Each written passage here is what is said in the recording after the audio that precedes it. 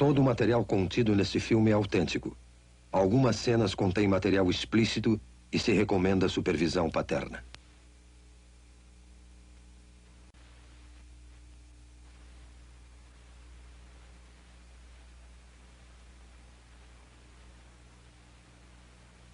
Agora podemos perceber o grito silencioso na face desta criança que agora enfrenta a iminente extinção. O grito silencioso.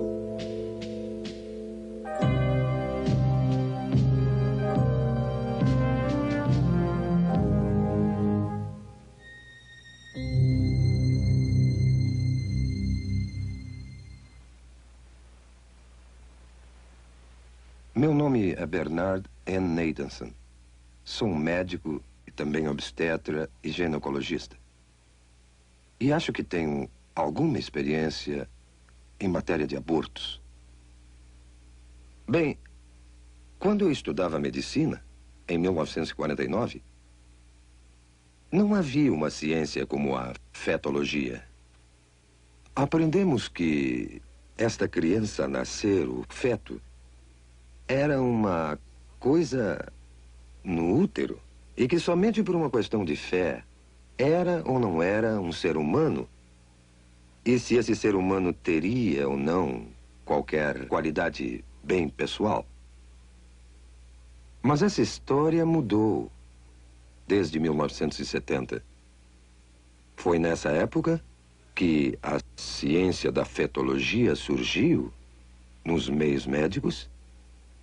Surgiu pela mera apresentação de grandes e novas tecnologias, como a imagem ultrassônica, o monitor eletrônico do coração fetal, fetologia, histeroscopia, teste imunológico e uma série de outras novas tecnologias que hoje constituem, de fato, o corpo da ciência da fetologia. A imagem ultrassônica, que é a imagem do feto em movimento, tornou-se acessível à nossa clínica a partir de 1976.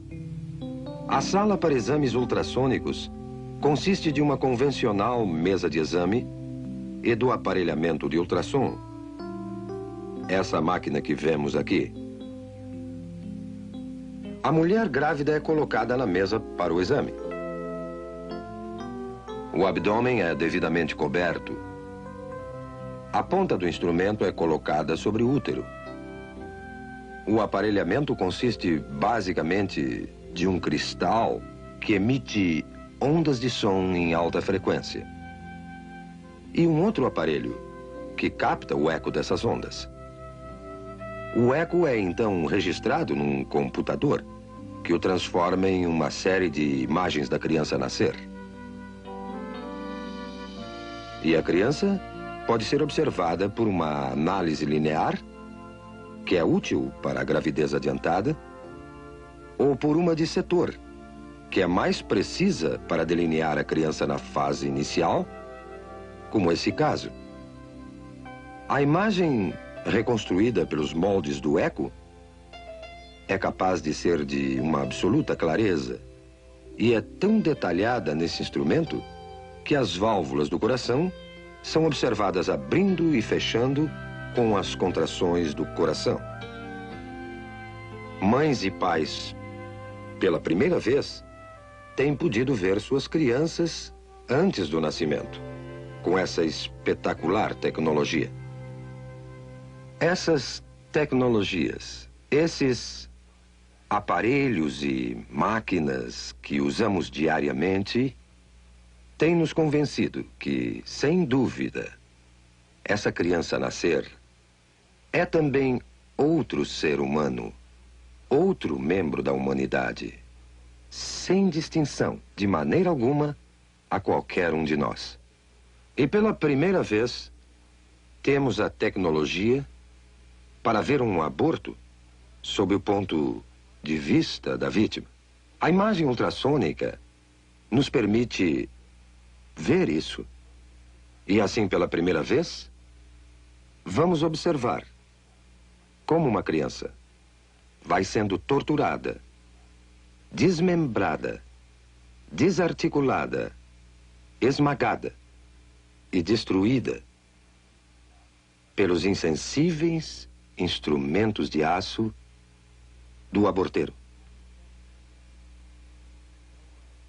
O que estamos vendo aqui é uma sequência do desenvolvimento de uma criança no estado pré-natal de vida, desde os primeiros momentos até o fim desta fase. Temos aqui uma criança de 4 semanas, de 8 semanas, de 12 semanas, de 16 semanas, 18 semanas, de 20 semanas e de 28 semanas. Como podem ver, não existe ainda uma mudança dramática na forma ou substância desse ser durante esse desenvolvimento. Essa pequena pessoa, de 12 semanas, é uma criatura, inegavelmente um ser humano. Já tem ondas cerebrais desde 6 semanas, seu coração está funcionando há 8 semanas e todo o resto das funções humanas são exatamente como as nossas. Agora, esse livro, Obstétrica de Williams, 16ª edição de 1980, é um livro de estudo usado em todas as escolas de medicina nos Estados Unidos. O prefácio desse livro, publicado em 1980, nos diz o seguinte: felizmente entramos numa era que o feto pode ser já considerado e tratado como nosso segundo cliente. Quem poderia sonhar, mesmo há alguns anos, que poderíamos atender um feto como médico? As tradicionais éticas médicas e conceitos nos dizem que não devemos destruir nossos clientes e nós juramos preservar suas vidas. Agora veremos como o aborto age no nosso segundo cliente. Temos então uma criança de 12 semanas no útero, o útero sendo esse músculo em redor da criança. Quando o aborteiro inicia o processo, primeiro coloca esse instrumento, conhecido como espéculo, na vagina da mulher. E em seguida abre a fim de avistar o colo uterino aqui. Tendo avistado o colo, o aborteiro, então, pega esse instrumento, conhecido como tenáculo, firma-o seguramente com o espéculo no colo. Desta maneira, grampeia bem o tenáculo para firmá-lo melhor ao colo do útero. Outro instrumento que é posto em ação é chamado sonda. Esse instrumento é colocado dentro do útero, depois retirado, para o aborteiro determinar exato a profundidade e o tamanho do útero.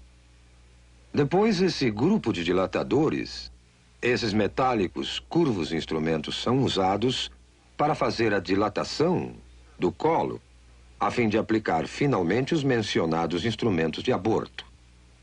O aborteiro primeiro introduz o mais fino desses instrumentos dentro do colo, a fim de dilatá-lo, girando o instrumento para uma parte mais larga, introduz essa ponta e vai então trabalhando através das várias graduações que aumentam o tamanho final do instrumento dilatador. Depois, passa a usar um instrumento conhecido como aparelho de sucção, o qual está sendo retirado de um recipiente esterilizado para seu uso.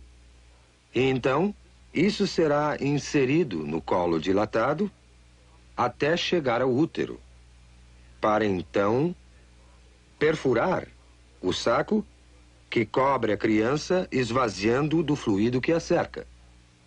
O instrumento é posto em direto contato com a criança numa pressão aproximada a 55 milímetros de mercúrio, aplicada na ponta desse instrumento, que está ligada a um longo tubo grosso de sucção e a instrumentação abortiva, que é o aparelhamento do outro lado. A ponta de sucção começará a destruição da criança. Pedaços do corpo são separados, um por um, até ficar somente fragmentos do corpo e a cabeça. A cabeça é grande demais para passar pela tubulação.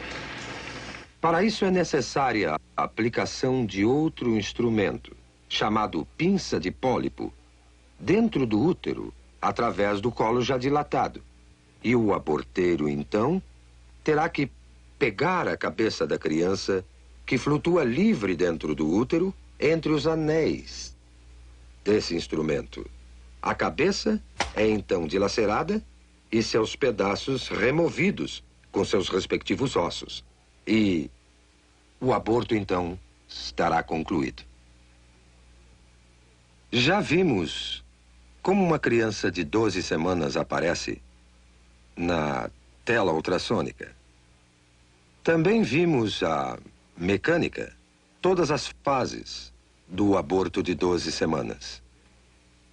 Agora, pela primeira vez, veremos um filme feito com a verdadeira imagem ultrassônica de um aborto de 12 semanas.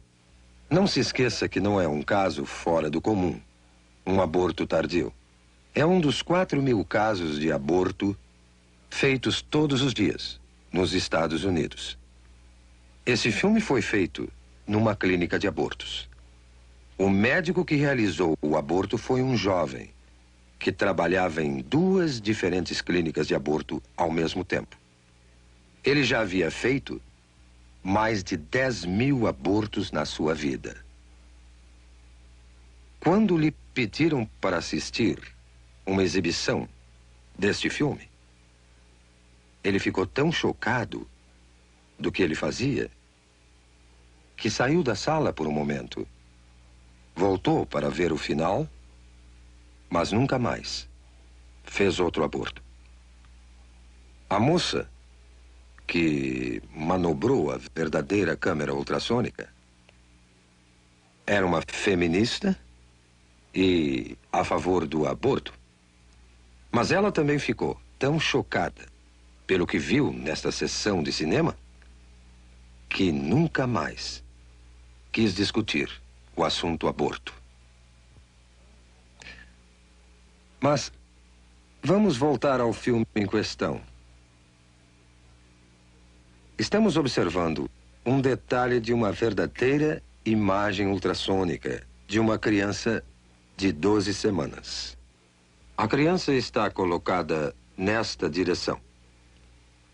Vocês estão vendo a cabeça da criança aqui, o corpo inteiro da criança aqui, e essa imagem é a mão da criança perto da boca. Olhando essa criança mais de perto, observamos o olho ou a órbita ocular aqui, o nariz da criança aqui, sua boca aqui, e até vemos o ventríloco do cérebro aqui. Esse é o fluido que enche os espaços do cérebro. Vemos o corpo da criança aqui, com as costelas em silhueta, e sua coluna vertebral atrás. Essa é uma área granulada de tecidos. Na parte superior, parece ser a placenta da criança. Podemos até distinguir aqui as coxas, as extremidades inferiores saindo do corpo, desta maneira. Agora, vamos à ação.